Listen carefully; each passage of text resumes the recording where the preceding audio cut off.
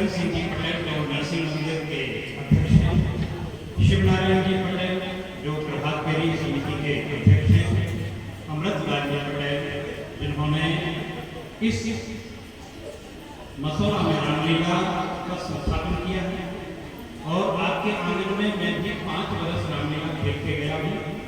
आप लोगों ने आशीर्वाद दिया। मैं जैसा हमारे सीताराम जी ने कहा, ये रावण का पाठ करते थे, मैं यहाँ लक्ष्मण का पाठ करता था।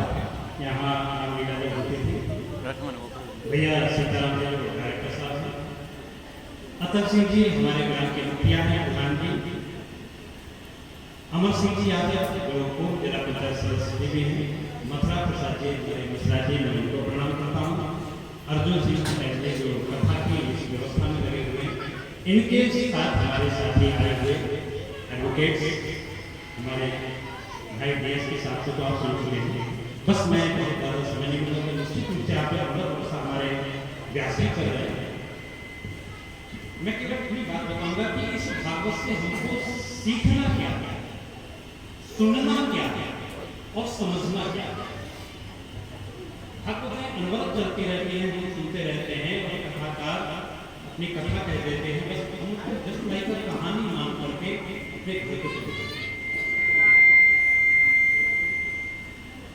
हमारे डीएसपी साहब ने बहुत कुछ भागवत के उदाहरण दे दिए हैं, उसी उदाहरण में से मैं कुछ पॉइंट्स बताता हूँ।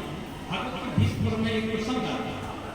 सबसे पहले तो भागवत की मैं गारंटी देता हूँ कि भागवत में जो रामचरितमानस में श्रीमद् वाल्मीकि रामायण में प्रारंभ में ही वर्णन किया गया है, वाल्मीकि जी के द्वारा कामर्ता हर्षदेवास्ता मुद्दा अन्यों पुत्रा कलु सर्वे विश्वति सुखायोगो स्त्रिया सुपोषणता वेश्या तनतस्त्रा पति वाक्मना दुर्दस्तान इसीलिए तो कृष्ण को से सुनता है। इतने जो पाप, इतने जो दोष हमें जन्मांतर के लगते हैं, वो 1 सेकंड की भागवत की आवाज आने से समाप्त हो जाता है। आधी से आधी घड़ी का सत्संग होता है। तो और भागवत की एक दूसरी वैज्ञानिक जानकारी देता हूँ। श्रीमद् भागवत रामचरितमानस हमारा चरित्र निर्माण करता है। वर्तमान लोग हमारा रामचरितमानस सुधारते हैं। अगर हम इस जीवन में कैसे आचरण करना है, कैसे सुधरें, तो रामचरितमानस को सुधार करें और उस लोग को सुधारना है तो केवल भागवत ही है। और भागवत की एक गारंटी है कि जो भी भागवत प्रारंभ कराते, ये मैंने इसका अनुभव किया है। जिस व्यक्ति को डॉक्टर ने कह दिया कि ये 3 दिन से ज्यादा, एक से डॉक्टरों ने कहा कि ये 3 दिन से ज्यादा जीवित नहीं रहेगा, इसको घर लेगा और सेवा करेगा, उस व्यक्ति को जब वो आया तो कार्यक्रम में आयोजन हो रहा था, तो मैंने कभी ऐसा कहा तो परीक्षा चल रहा है। मैं डॉक्टर की बात को फिर करूंगा, ये मेरा दावा है, क्योंकि भागवत की गारंटी है कि 7वें दिन व्यक्ति मरता है, इस बीच में नहीं मर सकता, ये गारंटी है, ये भागवत की गारंटी है। महाराज परीक्षित तो ये तो कहा गया कि आज से 7वें दिन मरोगे। ऐसा है कोई जिसकी 7 दिन की गारंटी हो जाए कि 7 दिन के पहले नहीं मरोगे? इस विश्व में तो ऐसा कोई है नहीं व्यक्ति, लेकिन भागवत का जो परीक्षित बन जाए उसकी गारंटी है। तो मैंने कहा भैया इनको डॉक्टर ने 7 दिन की गारंटी दी है, इनको भागवत का परीक्षित बना, देखते हैं आज हम प्रैक्टिकल करना वैज्ञानिक। और ये सचमुच भागवत माता की कृपा की वो परीक्षित बने और 4 महीने बाद खत्म हुए। 4 डॉक्टर ने कह दिया था कि ये गारंटी है कि ये नहीं दी गई। तो ये भागवत की महिमा है। और भागवत को सुनने कैसे पर्व का एक भागवत प्रसंग आता है, जब सभी भाई चले जाते हैं पानी लेने, कोई लौटता नहीं, हमारे भैया ने सब कह दिया था। फिर हमारे युधिष्ठिर महाराज जाते हैं, जब उनसे यक्ष एक प्रश्न करता है कि का धर्म क्या है, बस केवल आप इतना जान लेना, आज आपकी भागवत सार्थक हो। धर्म क्या है? युधिष्ठिर जी कहते हैं तत्व पुष्पा क्षतियोगी ना ये तो मुनि यश प्रमाणम धर्म तत्व निहिता व्यायाम महाजन्मे जिस पर हमारे पूर्वज, हमारे दादा, हमारे पिताजी, हमारे परदादा जिस परंपरा को अपना कर गए हैं, जिस परंपरा को उन्हीं नियमों पर चलते रहेंगे। धर्म का तो बहुत बड़ा होगा। धर्म वो नहीं है कि आप भागवत में 5 किलो गोवर्धन की पूजा के लिए चावल लेके आ गए और हम भागवत में चले आए। हमारी माता आपके घर में बूढ़ी माँ है, आपके घर में बूढ़ा बेटा है और उसने कह दिया कि बेटा मुझे एक कप चाय बना के ले जाओ, फिर चली जाना, और आप उसकी आज्ञा का उल्लंघन करके भागवत में आ जाती हैं, तो ये कारण है कि इससे बड़ा पाप नहीं लगेगा। ये मेरी बात है। आप अपने घर के बुजुर्गों का, बूढ़ों का सम्मान करिए। अगर वो बूढ़े बैठे हैं तो उनको एक बार रोटी प्रेम से खिला दीजिए। बूढ़े माता पिता कुछ नहीं चाहते हैं आपसे, वो ये चाहते हैं कि मेरे बच्चे 1 मिनट मुझसे बात करें। वो तो रखवाली करते हैं आपके घर में। अगर आप के रहते हुए किसी बहन के, बेटी के, बहू के रहते हुए उसके सास ससुर चिंतित हैं, पुत्र के रहते हुए उसके बूढ़े माता पिता की आंखों में आंसू आते हैं, तो 1 करोड़ भागवत कर लेना, यज्ञ कर लेना शुभ नहीं, कुछ भी नहीं करना। क्योंकि अष्टादश प्राणी वचनम पर पीड़नम, किसी को कष्ट देना सबसे बड़ा पाप है, किसी को सुखी कर देना सबसे बड़ा पुण्य है। इसके साथ साथ वेदों के मंत्र भी है। धर्म की डेफिनेशन है, सबसे अच्छी धर्म की परिभाषा में हम क्या करें? अगर आप ज्यादा बाबाओं को सुनेंगे और भ्रमित हो जाएंगे। आप टीवी के लिए 1000 बाबा अपने अपनी बात कहते हैं, ऐसे पूजा करो, वैसे करो। भगवान को आपकी पूजा पद्धति की आवश्यकता नहीं है। राम ही केवल प्रेम की आराधना कोई आवश्यकता नहीं। तुलसी अपने राम को रीत बजोता थी, एक खड़े जल जाता है उल्टा सीधा बीच, और रीत ही की गई तो अनाबंद सरकार है तुलसी।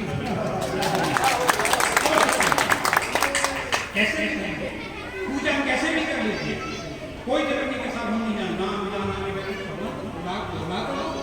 उनकी तो गारंटी है ना, हम जाना में उठे ना योजना हृदय योजना मत भक्ता यत् गायन्ति तत् स्वामिना। सभी से यही तो कहते हैं, मान एक गत करना। मैं ज्ञानी को पसंद नहीं करता, मैं भक्त को पसंद करता हूँ।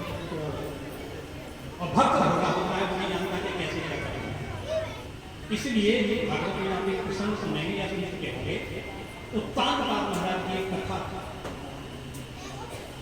हमारे घर में कहेंगे। उत्तान ये केवल कहानी सुन के चले जाएंगे। अब वो उत्तान की कथा हमको जीवन में कैसे उतारनी है, बेटा थोड़ा बात सिर्फ 2 मिनट। हम और आप सभी उत्तान केवल ये कथा नहीं है भागवत। उत्तान माने ऊपर, पार माने है। जो व्यक्ति पैर ऊपर करके सर के बल जमीन पर आया है वो सभी उत्तान पाता।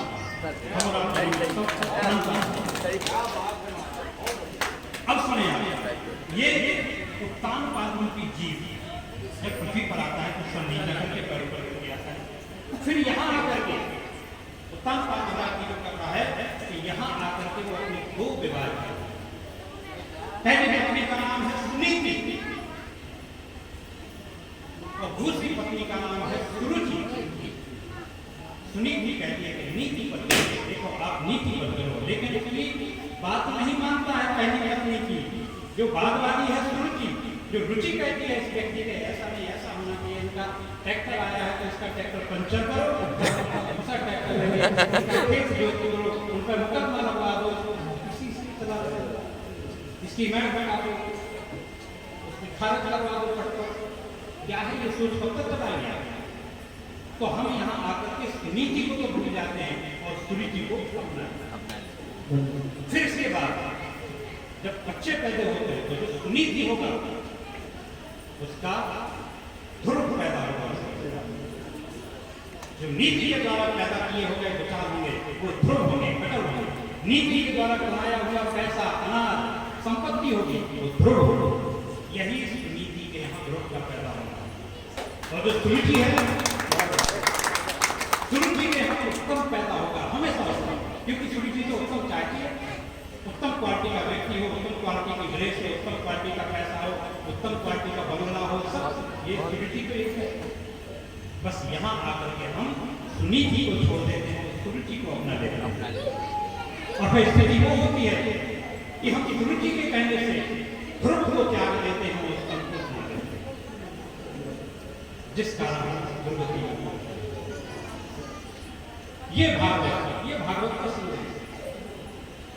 एक और प्रसंग आता होगा, शायद हम और आप बच्चे सुनते होंगे, किताबों में पढ़ते होंगे।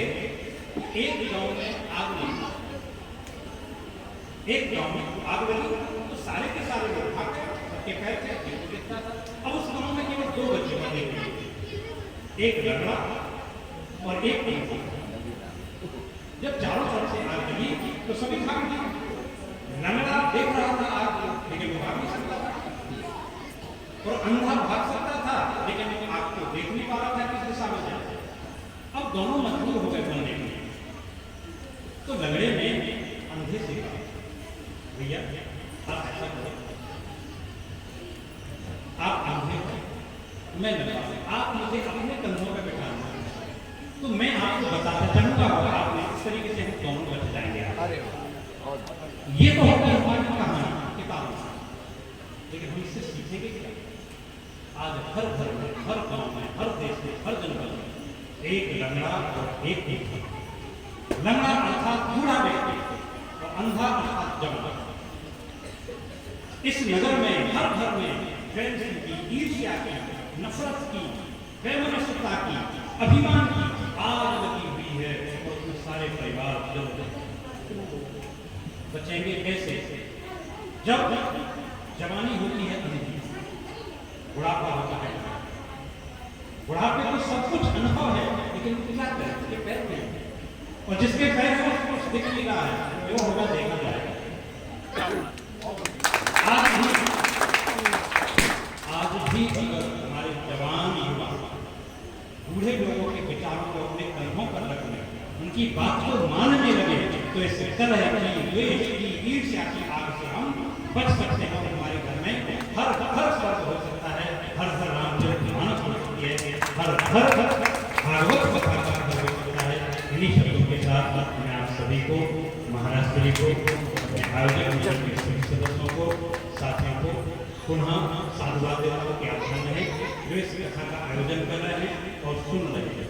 निश्चित रूप से महाराज क्षमा चाहता हूँ, क्योंकि हम दोनों को ही मीटिंग में जाना था।